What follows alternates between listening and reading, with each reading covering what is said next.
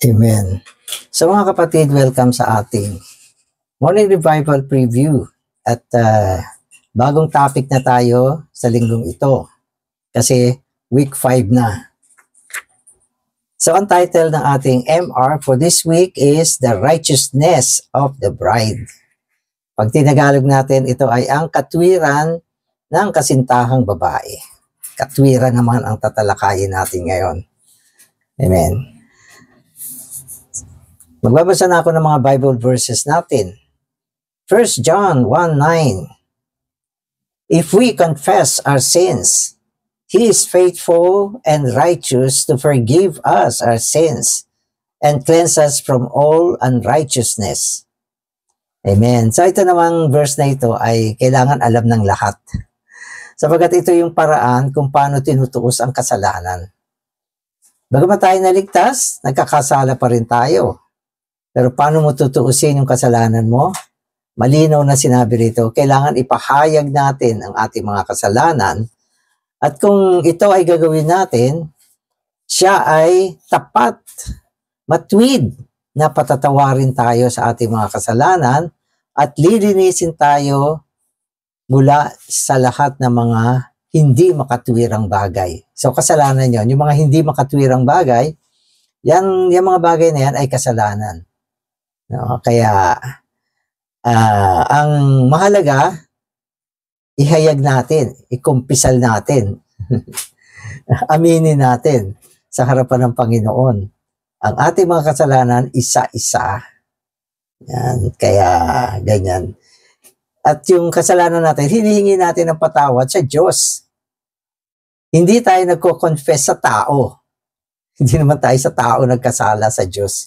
Maliban na lang kung nagkasala ka sa tao, humingi ka ng patawad. Pero kung ang mga kasalanan naman natin ay sa Diyos tayo humingi ng patawad. At aminin natin yan, papatawarin tayo. Upang maibalik muli ang salamuhan natin sa Panginoon. 2 Corinthians 3:8-9. How shall the ministry of the Spirit not be more in glory? For if there is glory with the ministry of condemnation, much more, the ministry of righteousness abounds in glory. Amen. So binabanggit dito yung ministry of righteousness. No? At binabanggit din siya, ministry of the Spirit. So, at itong ministry ito, pare-pareho lang ito sa New Testament.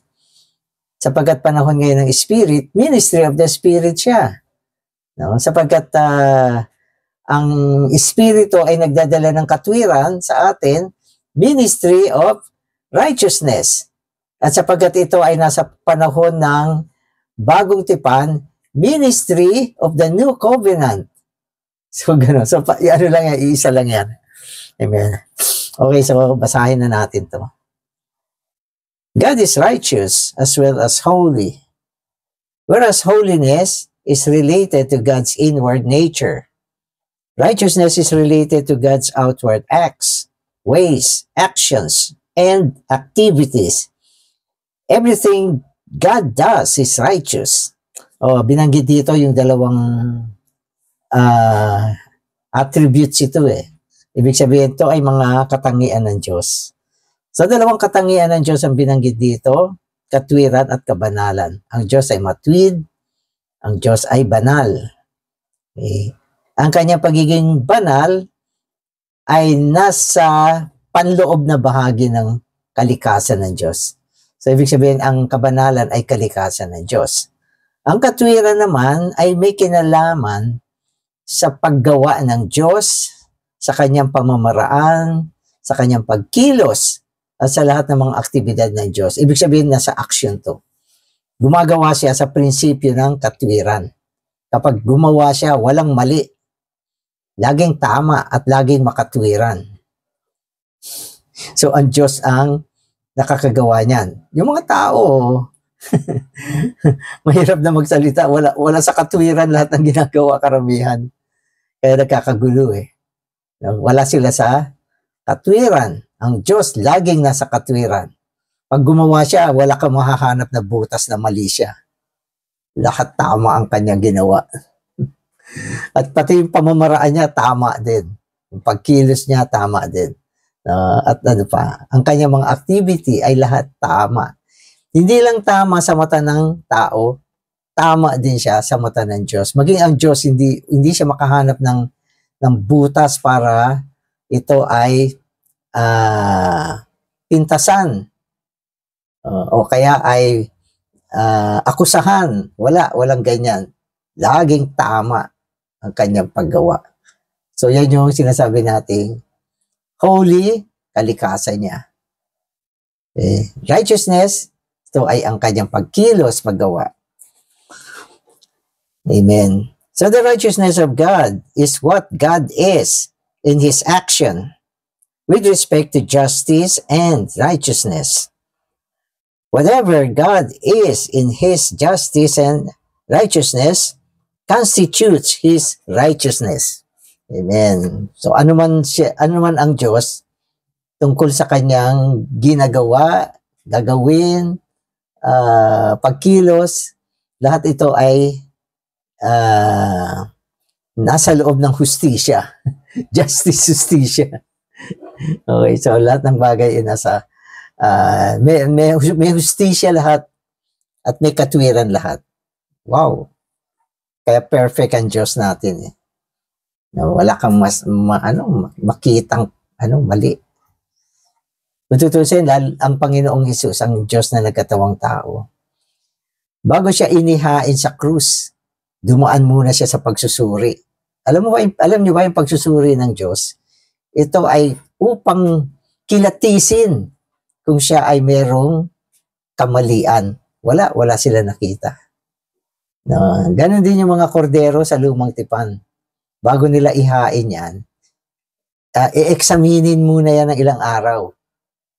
Kailangan wala siyang kapintasan. Perfect yung mga kordero na nilalagay sa hain. Walang sugat, walang sakit, walang kung ano-anong ispat sa kanilang balat. Kaya ini-examine ng matagal yan. Bawal maghain ng may kapintasan. So, walang kapintasan, ang ibig sabihin yan, perfect.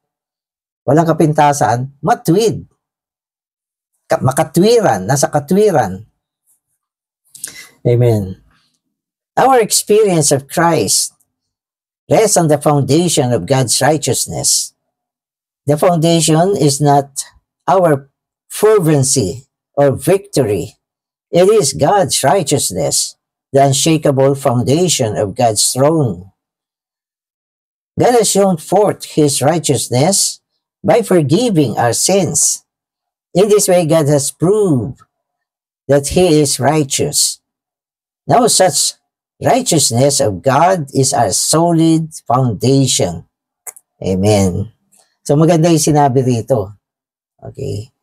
Ang karanasan natin kay Kristo ay nakasalalay sa pundasyon ng Diyos na katwiran. Ang katwiran ng Diyos ay naging pundasyon ng ating karanasan kay Kristo.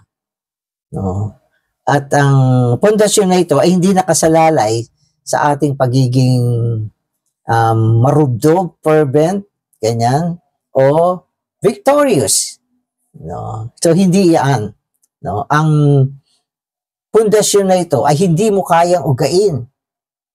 No? Dahil ito ay ang trono ng Diyos na nakahilig sa katwiran. Sapagat kung nauga ang katwiran ng Diyos, yung trono niya babagsak kasi yung trono niya ay nakasalalay sa katwiran. Kaya ang Diyos ay makatwiran. No? Halimbawa, may binigay na example dito. Ang Diyos, pinapatawad niya ang ating mga kasalanan, okay, sa prinsipyo ng katwiran. So, hindi ito pinapatawad ka ng Diyos dahil mahal ka niya, o dahil paborito ka niya, o dahil naaawa siya sa iyo. So, hindi yan. So, pwedeng magbago yan. Yung pag-ibig, kaawaan, o paborito, hindi paborito, hindi ganun katibay yan. Bakit niya tayo pinatawad? Sapagat ito ay nasa prinsipyo ng katwiran. So mapapansin nyo, nung patawarin ng Diyos ang ating mga kasalanan, ito ay ginawa niya is pagkatapos na ang Panginoong Hesus ay gumawa ng isang katubusan. Kaya yung kapatawaran ng ating mga kasalanan ay nakasalalay sa katubusang isinagawa ng Panginoon. Ang ibig sabihin, sa gawain ng katubusan, tinugunan ng Panginoon ang kahilingan ng katwiran ng Diyos. Kaya batay diyan, pinatawad tayo ng Diyos sa ating mga kasalanan. At dahil diyan, hindi rin niya tayo pwedeng hindi patawarin. Hindi niya tayo pinatawad dahil napipilitan lang siya.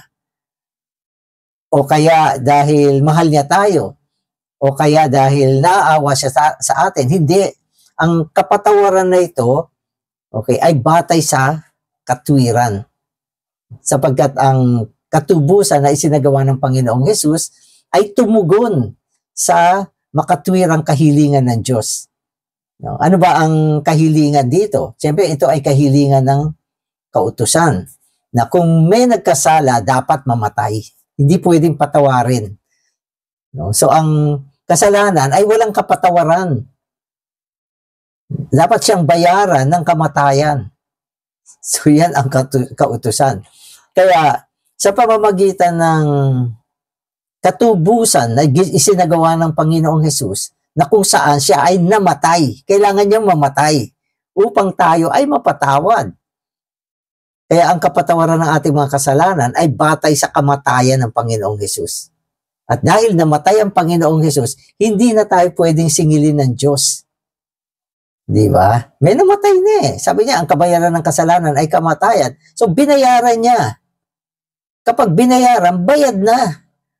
Kaya wala nang dapat habulin ng Diyos sa atin. Kasi may isang namatay na para sa atin. Kaya yan ang batayan ng kapatawaran ng ating mga kasalanan. No? At ito ang tinatawag na katwiran.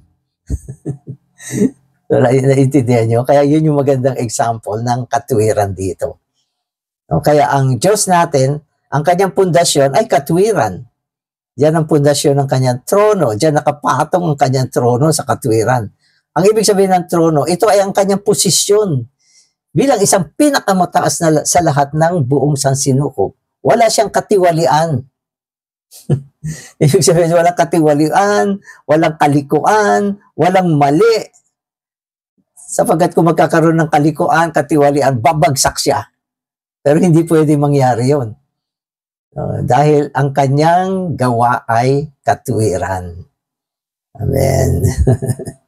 Kaya, iba naman ang tao. Ang tao, walang hustisya, walang katwiran. Naku, katiwalian, meron. Kaya nga, ang lahat ng mga gobyerno ng tao, isang araw magbabagsakan lahat yan. Sapagkat walang kapamahalaan na nakatayo sa katwiran. Tangi lang ang kaharian ng Diyos. No, ang iiral, sapagkat ito ay nasa katwiran ang kanyang pundasyon. So, sabi ko na sinabi tungkol sa katwiran. Okay, so, in 2 Corinthians, Paul does not speak of gifts or miracles. He does say that the Spirit gives life. He does not say a word about speaking in tongues. So, walang speaking in tongues. The emphasis in this book is on the Spirit as the life supply. The ministry of the New Covenant, ito binanggit ko kanina, the ministry of the New Covenant. So ito rin yung ministry ng Spirit, okay? Ito rin yung ministry of righteousness. Pero dito, binanggit siya as ministry of the New Covenant. Ang ministeryo ng bagong tipan. Ngayon ay bagong tipan na tayo at itong bagong tipan ay merong ministeryo. Pag sinabi natin ministeryo, ito yung flow. Ito yung flow sa panahon ng bagong tipan. Ito yung pagsasagawa. Okay? Dito umiiral ang kapamahalaan ng Diyos, no? Sa loob ng bagong tipan. The ministry of the New covenant is a matter of the Spirit as the life supply, as the supply inwardly, and of righteousness as God's expression outwardly. In 3:8, Paul speaks of the ministry of the Spirit, and in verse 9, the ministry of righteousness. Amen. Itong panahon kasi natin ngayon, itong bagong tipan, ito ay panahon ng Espiritu. Dito sa panahon na ito, napasukdol ang tres unong Diyos bilang Espiritu na siya ay dumaan sa iba't ibang proseso. At nung nabuhay na muli, siya ay naging Espiritong nagbibigay buhay. At itong Espiritong nagbibigay buhay, ito yung pinaka kasukdulan ng kung ano ang tres unong Diyos. Kaya naging panahon siya ng Espiritu. Ito yung Espiritu na pumasok sa loob natin. At tayo ay naisilang na muli. Ito rin yung Espiritu na siyang umiiral sa kapanahunan natin ngayon. Kumpleto siya. Kumpletong ungwento na siya. So lahat ng mga proseso, mga narating na tamo ng Diyos ay ito ng Espiritu. Kaya Espiritu siya ng realidad. Yan ang ilan sa mga titulo ng Espiritu ngayon. No? At ang ministeryo sa panahon na ito ay ministeryo ng Espiritu. At ito ay ministeryo ng bagong tipan. No? At ito rin ang katuwiran sa panahon na ito. Ngayon, ang Espiritu, ang pinaka-function niya ay magbigay ng buhay. So ano ba ginagawa ng Espiritu ngayon? Subukan mong kaugnayin siya, bibigyan ka niya ng buhay. Kung wala kang buhay, kung may buhay ka na, tutustusan ka niya ng buhay. Kaya siya ay isang panustos ngayon. Espiritong nagbibigay buhay, ministeryo ng Espiritu, at ito rin ang ministeryo ng katwiran at bagong tipan sa panahon na ito. Kaya nga, di ba, mapapansin nyo, lahat ng sinasabi natin, Spirit. Sino gumagawa ang Espiritu? Kaya ito ay panahon ng Espiritu. Anong kinakaugnay natin? Ang Espiritu. Nasa na realidad ng Eklesiya? Nasa Espiritu. Ang Espiritu naghuhugas, nagtutustos, nagsasalita, all-inclusive siya. At ito si Kristo ngayon. Amen. Amen. If we would understand what the ministry of righteousness is, we must first have a proper understanding of righteousness. Amen. So para maintindihan nyo kung ano ba ang ministeryo ng katwiran. Kasi ito ay ministeryo ng katwiran. Una sa lahat, kailangan maintindihan mo ano ba ang katwiran. Bagamat madaling maintindihan, katwiran di ba? Parang intindi mo na. Di ba? Pero hindi mo maintindihan agad yan. Kailangan mo itong ministeryo para makapasok ka sa kahulugan ng katwiran. Kaya sabi niya, kailangan maintindihan mo ang katwiran. Ano ba ang katwiran? O ito, pakinggan nyo. Amen. Righteousness. Righteousness is a matter of being right. From the word right, okay, naging righteousness. Kaya ang pinaka-root word niya ay right. Kaya ang ibig sabihin ng righteousness ay ang pagiging tama. To be right means tama. Tama ka dapat. Kapag mali ka, bagsak ka na. Wala na yung katwiran. So, ang unang prinsipyo ng katwiran ay tama.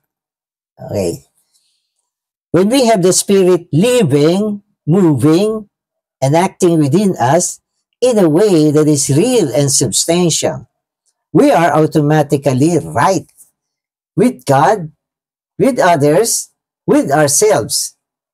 Okay, so ano yung tama? Sabi rito, yung Espiritu. Yung Espiritu ang tama. Sabi niya, kung yung Espiritu ay gumagawa sa atin, ibig sabihin malaya siya nakakagawa. Nabubuhay, nakakagawa, okay, nakakakilos siya. Okay, at kung ang pagkilos niya ay totoon kung gumagawa siya, napapagalaw tayo ng Espiritu. Ibig sabihin, sumusunod ka rin sa Espiritu. Lahat ng ginagawa mo ay sa Espiritu. Okay. Dahil dito, automatically, ikaw ay tama. Ibig sabihin, ang nagpatama sa iyo, yung espiritu na gumagawa, nabubuhay, okay? At nakikiisa ka doon sa espiritu. Kapag nangyari yan, ikaw ay magiging tama sa mata ng tao, tama sa mata ng Diyos, tama maging sa sarili mo. At ito ay katwiran. You got it? Brother Danny, anong righteousness? O yan, pagiging tama. Pero ang pagiging tama mo ay sa pamamagitan ng espiritu na gumagawa, dumadaloy, nagtutustos, okay, kung saan ikaw ay nakikiisa sa Kanya, at kung ito ay solido, ang kanyang pakikipag-isa mo sa Kanya, yan ang righteousness. At ang righteousness ay ang pagiging tama sa mata ng tao, sa mata ng Diyos, at sa mata mo mismo. So, blameless ka. Matuwid ka eh. Perfect ka. Pwede ko sabihin. Kaya di ba sabi, be thou perfect as your heavenly Father is perfect. Kailan ka maging perfect kung ikaw ay righteous? At ito ay hindi mo magagawa kung wala ang espiritu. Walang pwede maging matuwid ngayon. Sa mata ng Diyos, sa mata ng... may pwede sa mata ng tao maging matuwid ka. Pero hindi kumpleto yan. Kailangan matuwid ka rin sa mata ng Diyos. Kaya ang pinakamahigpit dito ay yung mata ng Diyos. Siya magsasabi kung tama. Usually pag sinabi ng Diyos na tama, tama na rin sa tao yan eh. Tama na rin yan sa sarili mo eh. Kaya ang final decision dito ay yung paningin ng Diyos at ang hatol ng Diyos. Kung yan ba ay tama o mali. Di ba? Minsan yung ginagawa natin, pwedeng i-oppose sa lansangin ng mga tao. Sabi niya, mali yan. Mali, hindi maganda yan. Katulad si Mary, nung binasag niya yung alabastrong sisidlan. No? Sa paningin ng Panginoon, okay ito, tama ito. Pero sa paningin ni Judas, sayang ito. Ibig sabihin, mali ito. So, walang kwenta yung salita ni Judas. Kaya kung meron mga sumasalangsang sa mga bagay na matuwid sa mata ng Diyos, yan ay mga Judas. Mata ni Judas na hindi marunong kumilatis ng katwiran. So, yan. Okay, so sabi dito, this understanding of righteousness is correct. So, correct siya. Yun yung definition kanina. But, may but dito. Correct na, pero but pa.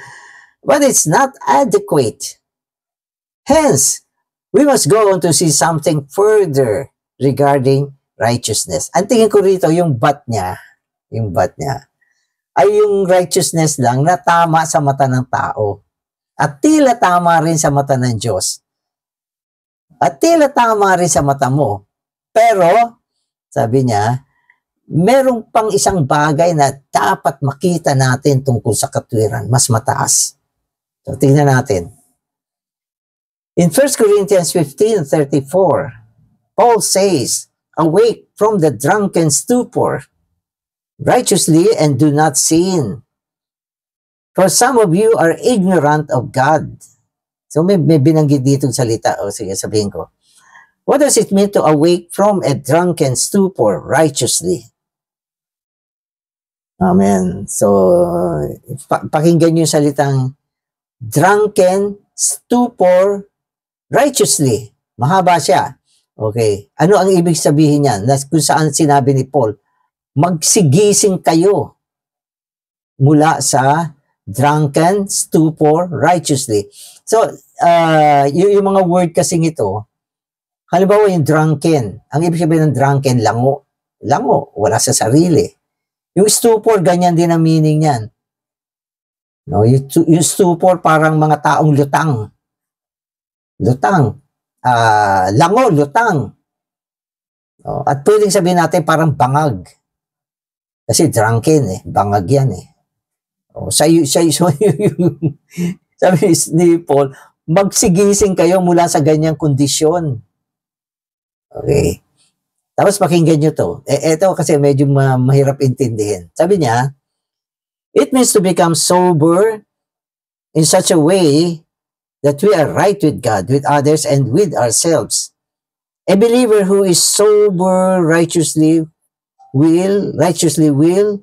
be right with his wife, with his children, with his neighbor, with all the saints, with the church, and also with himself. Those who are not right in all these ways are in drunken stupor.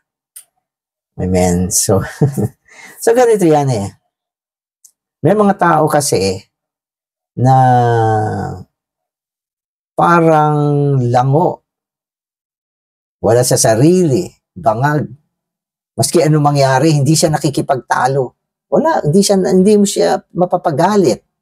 Okay lang lahat sa kanya. Oh.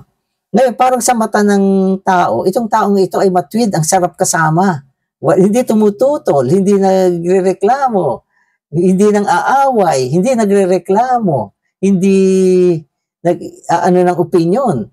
Kaya sasabihin ng tao, tama itong taong to, dapat ganyan lahat tayo. Hindi tayo nag-o-oppose. So, tama ba yan? Pero sabi ni Paul, bumangon kayo mula sa ganyang condition. Ayaw ng apostol yung ganyan. Yung pagiging matwid, okay, sa paraan ng pagiging lango, tulala, lutang, okay, ay hindi ayos. No? Dapat ikaw ay isang taong nasa katinuan, malinaw ang iyong kaisipan, alam mo lahat ng bagay, hindi ka lutang.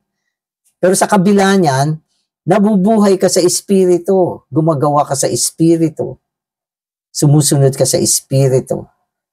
At hindi ka rin nakikipagtalo dahil nasa espiritu ka. Pero ang kaibahan nito, meron kang espiritu, yung mga lutang, lango, bangag, walang espiritu. Meron sila ay kabaitan lang. Pero nagmumukha rin silang makatwiran. Kasi ang madalas sinasabi nating mga taong hindi makatwiran ay yung mga taong nakikipagtalo. Nakikipagtalo, hindi makatwiran yan, sinasabi natin. Ba't ka nakikipagtalo? Hindi ka matwid, nakikipagtalo ka eh. Di ba? Umaangal ka. So, yun ang So, kaya, ang kaibahan ay espiritu. Ang pinag-uusapan kasi natin dito ay ministeryo ng espiritu. Hindi ministeryo ng pagiging bangag. Na dahil sa pagiging bangag, hindi rin naman nakikipagtalo.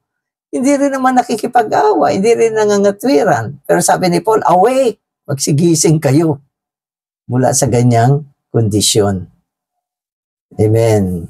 Okay, so ayan yung further knowing about righteousness.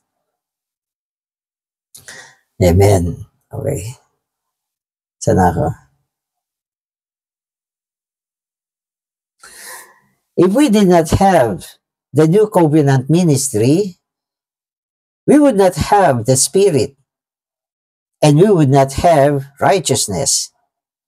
Many of us can testify that after coming into the church life, we began to realize that there is something within us that is living, real, and substantial. This is the Spirit within us working and making us joyful, peaceful, and restful. This is the Spirit of life ministered into us as the life supply by the ministry of the Lord's recovery. Amen. So, kung walang espiritu, kung walang espiritu, hindi tayo magkakaroon ng ministeryo ng bagong tipan. No? Walang ministeryo ng bagong tipan. Walang espiritu eh.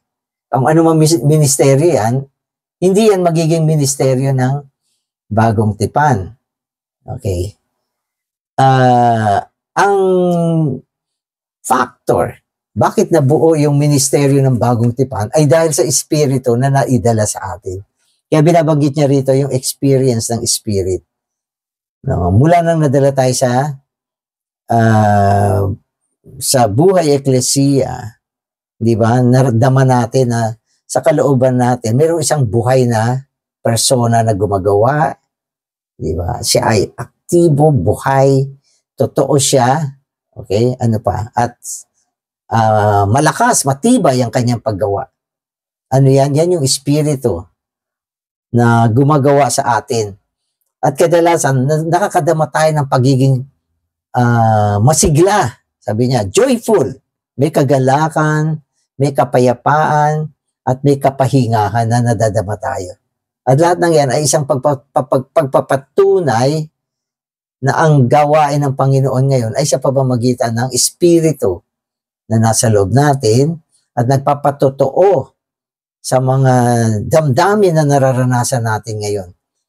Bago ka dumating sa eklesiya, wala kang ganyang feeling. Walang buhay, walang realidad, walang kasiyahan na nararamdaman sa kalooban natin. Subalit, mula nung dumating tayo sa eklesiya, yan yung panahon na ang Espiritu ay gumagawa sa loob natin. So, ito ang Espiritu ng buhay na nagtutustos ng buhay sa atin, no? At bumubuo ng isang ministeryo. No? At ito ay ang ministeryo sa loob ng pagbabawi ng Panginoon. At meron siyang 3 titulo na pare-pareho rin naman yon. Siya ang ministeryo ng katwiran, ang Espiritu na gumagawa sa atin. Kasi siya ay makatwiran. No?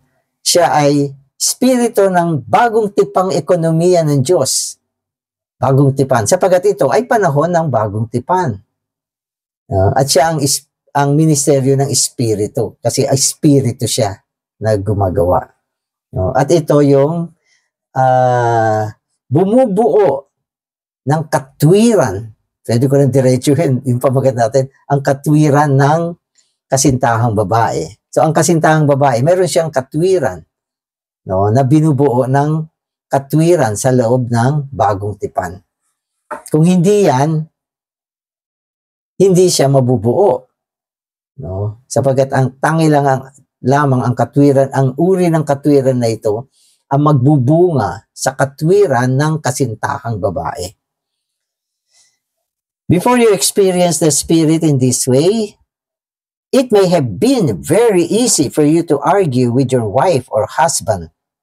So, di ba, nung wala tayong malakas na damdamin sa Espiritu, di ba, ang binabanggit dito, lalo yung mag-asawa, madalas na nagtatalo kasi mahina ang paggalaw ng Espiritu sa kanila. Meron nga, pero hindi active. Kaya sabi niya, kailangan maging active siya, substantial, real, no? At active ang kanyang paggawa. Maski may Espiritu, kung tulog, ayun, nauuwi din sa mga argument ang buhay natin. Pero pag siya ay nag-activate, nawawala siya. But if you experience the Spirit as your life supply, something within restrains you when you want to argue.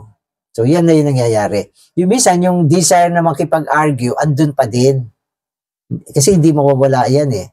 Kasi tayo ay mga buhay na tao. Pag may mga bagay, gusto natin talagang makipagtalo. Pero kung ang Espiritu, ang paggawa ng Espiritu ay malakas siya. Bagamat yung desire na makipagtalo ay nandun pa rin, napipigilan niya. Sabi niya, it is restrained. No, napipigilan ang kwan. Ibig sabihin, hindi nawawala yung damdamin na mag-argue, pero napipigil siya dahil sa puwersa ng Espiritu. At dahil napipigil yung pag-argue, it turns out, nagiging matuwid tayo sa mata ng tao, sa mata ng Diyos, kasi hindi ka natangay sa iyong natural na buhay. Amen. So, yun yung epekto. Amen. For example, ito naman, a sister may be tempted to blame her husband. Di ba? So, ito naman salita sa sister. Kasi minsan yung mga pangyayari, sasabihin mo, kasalanan mo kasi, ikaw ang may kasalanan nito. Sasabihin ng sister, gusto niyang sisihin yung kanyang asawang lalaki. But deep within, she realizes that she should go into her room and pray. So, gawa rin niya ng Espiritu. Kung wala yung Espiritu, aawayin niya yung husband niya, sisisihin niya, kasalanan mo to, ikaw lahat, ang bla bla bla bla. Pero nung gusto niyang gawin yan, ang Espiritu gumawa sa loob niya. Hindi natuloy, napunta siya sa kanyang silid at doon nanalangin na lang siya.